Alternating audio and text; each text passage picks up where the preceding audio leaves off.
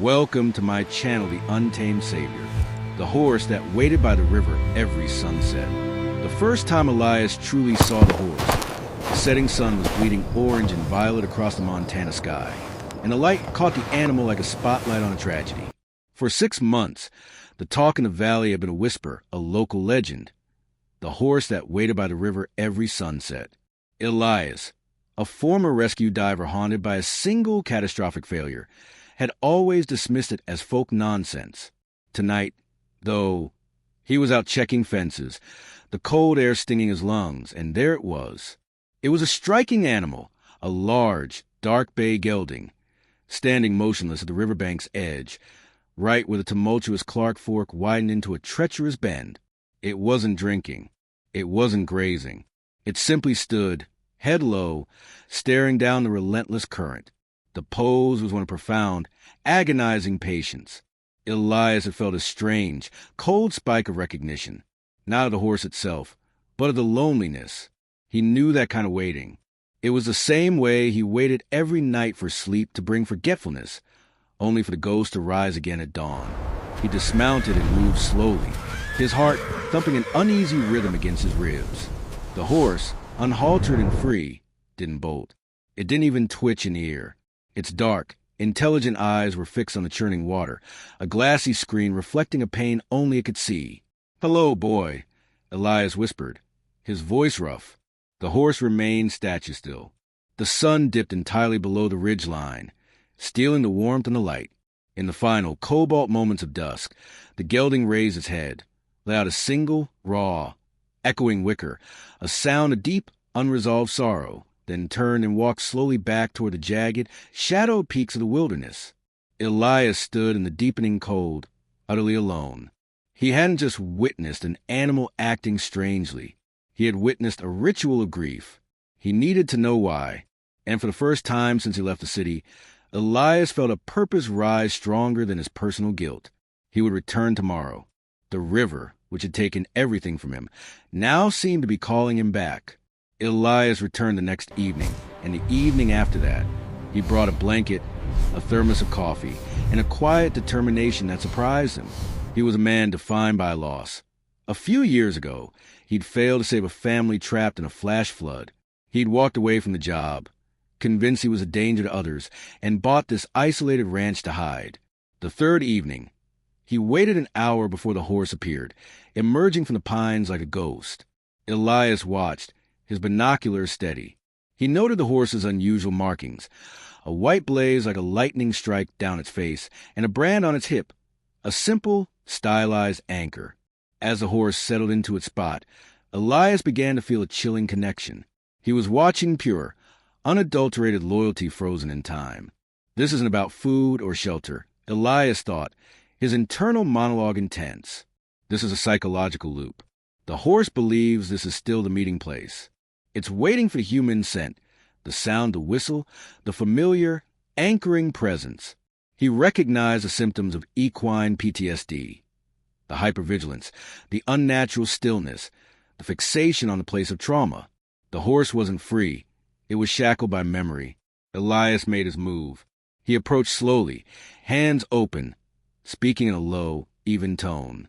"You're waiting for someone, aren't you? Someone who isn't coming back." The horse finally moved, not to run, but to snap its head up, ears pinned back. The large, dark eyes flashed with an intense mix of fear and fury. This was not a feral animal. This was a broken one. Elias saw the terror of abandonment, the memory of rough hands. Perhaps it was a rejection of trust. "It's okay," Elias murmured, backing off slightly. "I know how that feels. To wait for something that's already gone." Suddenly, a massive, unexpected setback.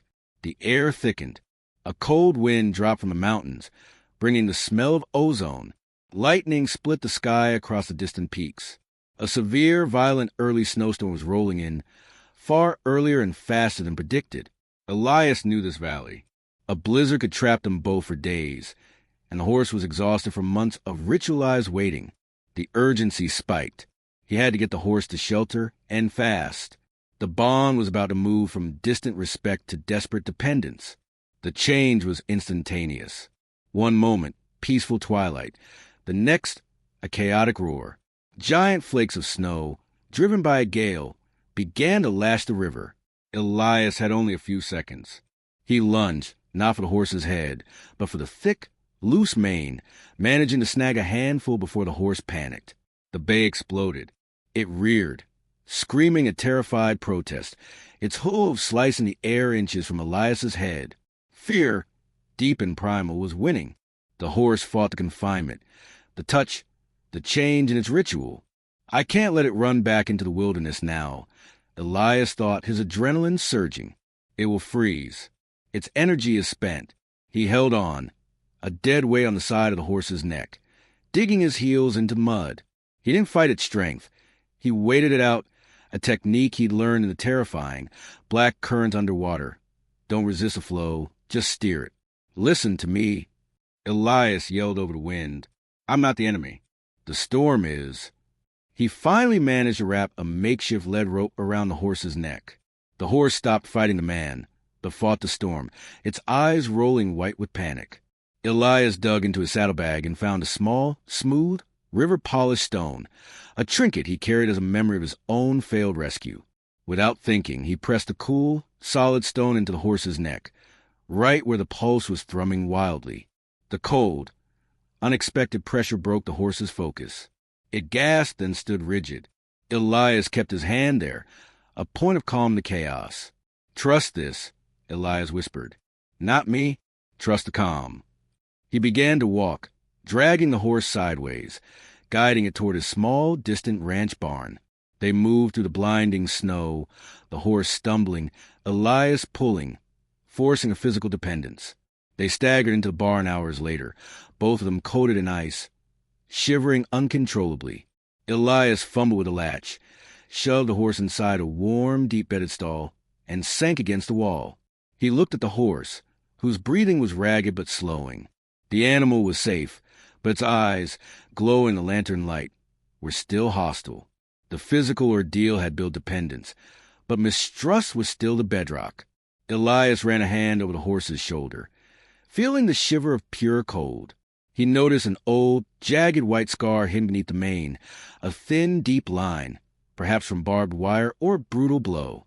Elias didn't need a vet to tell him this horse was broken. He just needed a mirror.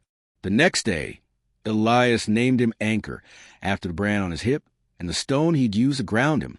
The initial days were silent tension.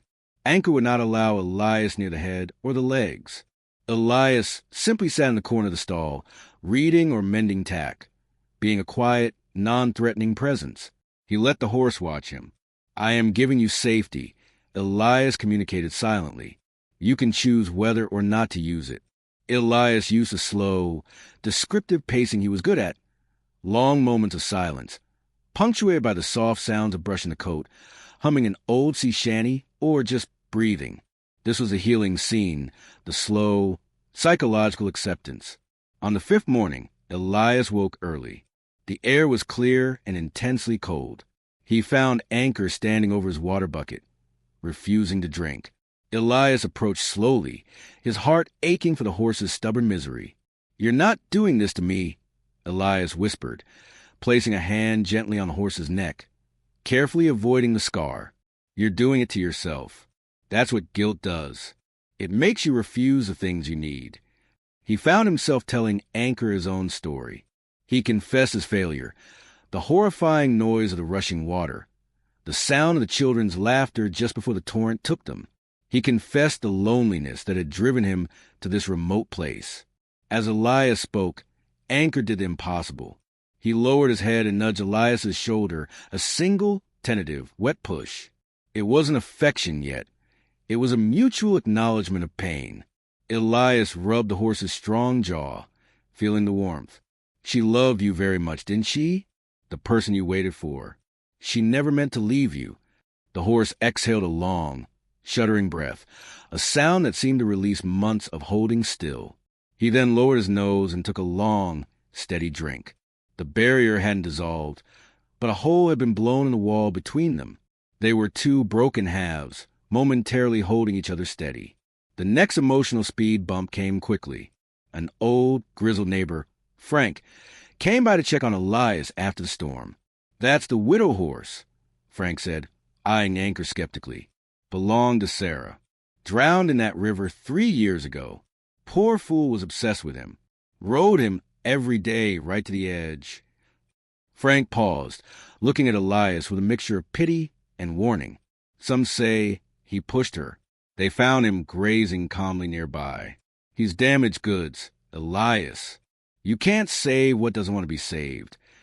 Frank's accusation was a psychological blow. Elias felt a sudden rush of doubt and defensiveness. Was this beautiful loyalty just a mask for a darker trauma? The bond, which felt so solid a moment ago, now felt fragile, threatened by a whisper of possible betrayal. The climax had to be back at the river, the source of the trauma. Elias needed to break the cycle, not just shelter Anchor. He needed to lead the horse through the memory, to prove that the river was not the end, but a force that could be overcome. Weeks later, the snow melted. Elias led Anchor out, not on a bridle, but with a rope looped loosely around his neck. The horse was sound, trusting and strong, but as they approached a familiar bend in the Clark Fork, the psychological change reappeared. Anchor balked, snorting, digging his hose in. Elias dismounted and looked directly into the horse's fearful eyes. "We go through this. Anchor, not around it. We do this for her." He was about to lead him through the shallows when a sudden, sickening sound ripped through the quiet valley. The distant crack of a rifle. A group of illegal deer hunters, notorious in the area, had been cornered by the sudden snow and were now desperately trying to take down prey to survive, heedless of boundaries. They appeared suddenly on the opposite bank. 3 rough men and a snarling pack of dogs, closing in on a solitary elk. One of the hunters spotted Elias and Anchor. "Hey, that's the horse that's been running loose. Grab him. We'll sell him off." The danger was immediate and acute. Elias's protective instinct, the one he thought he'd lost forever, ignited. He looked at Anchor, whose ears were twitching between the river and the threat. "Go, Anchor," Elias yelled, slapping the horse on the flank. "Run. You're free." But Anchor didn't run. He had been abandoned once. He would not abandon again. He stood, muscles tense, a picture of defensive loyalty. The hunters started wading across the shallower part of the river, the dogs barking ferociously. Elias knew he couldn't outrun them, and he certainly couldn't fight them. He made a sudden, desperate sacrifice. He yanked the lead rope hard, forcing Anchor backward, then shoved the horse toward the deeper current. "If you ever trusted me, go. Save yourself." Elias turned and began running toward the hunters, waving his arms, creating a distraction, drawing the threat to himself. The hunters' dogs veered, snapping at Elias's heels. Anchor watched his new human running into danger for him. The memory loop broke. The wait was over. The choice was clear, survival or sacrifice. The horse whinnied, not the cry of sorrow, but a deep, powerful call of purpose, with a speed born of terror and profound, protective love. Anchor turned and charged, not away from a river, but into it. He plunged into the deepest, most treacherous current, swimming with a primal, focused power Elias had never seen. He didn't swim to escape. He swam to circle around and flank the hunters, cutting them off from Elias. Anchor burst onto the bank near the hunters, kicking and snorting, driving the dogs back with his sheer size and fury. He was fighting for his human, facing the place of his greatest fear, to protect his greatest source of belonging. The hunters, startled by the massive, determined horse, hesitated. That hesitation was all Elias needed. He shouted, "The sheriff is 2 minutes behind me. I called him before I left." A lie, but a powerful one. The hunters, scared and exposed, turned and fled back into the woods. Elias ran to Anchor, collapsing against the horse's powerful, heaving side. Anchor lowered his head, nosing Elias's hair, letting out a soft, low sound of relief. Fear had given way to courage. Brokenness had given way to wholeness. The following weeks were gentle. The bond was complete, forged in the terror of the storm and tempered in the fire of the final confrontation. Anchor was no longer the widow horse. He was Elias's partner. They found Sarah's grave in a quiet, isolated spot on the ridge. near where the wild horses grazed. Elias led anchor there. Elias knelt by the simple stone, the setting sun painting the sky in the same colors as that first night. He gently untied the rope from Anchor's neck. "It's okay now, old friend," Elias said softly. "She knows. You waited long enough. You can stop waiting." Anchor walked slowly to the headstone. He nudged the cold marble, smelled the earth, and then, slowly, deliberately, lowered his head and took a mouthful of the green, hopeful grass growing right beside it. He had honored his loyalty. Now, he was accepting the reality of the present. Elias watched, feeling the last of his own suffocating guilt lift. He had been waiting by the river, too, waiting for a chance to fix his failure, to prove he wasn't a danger. Anchor had shown him that healing wasn't about erasing the past, but about choosing a new future. He mounted Anchor, not with a heave, but with a fluid, confident motion. They turned their backs on the river of sorrow and rowed toward the small, warm lights of the ranch. Elias felt the rhythmic power of Anchor beneath him, a power that no longer felt wild or broken, but grounded and purposeful. He reached down and scratched the familiar lightning blaze on Anchor's face. The horse whickered softly, a sound that held no sorrow, only contentment. Elias had been trying to rescue a horse. Instead, the horse had rescued his purpose. He looked at the open sky, now dark and filled with sharp, indifferent stars. The river below was just water now, and they were riding away from it, finally free. The greatest loyalty is not to the past that broke you, but to the future you build together.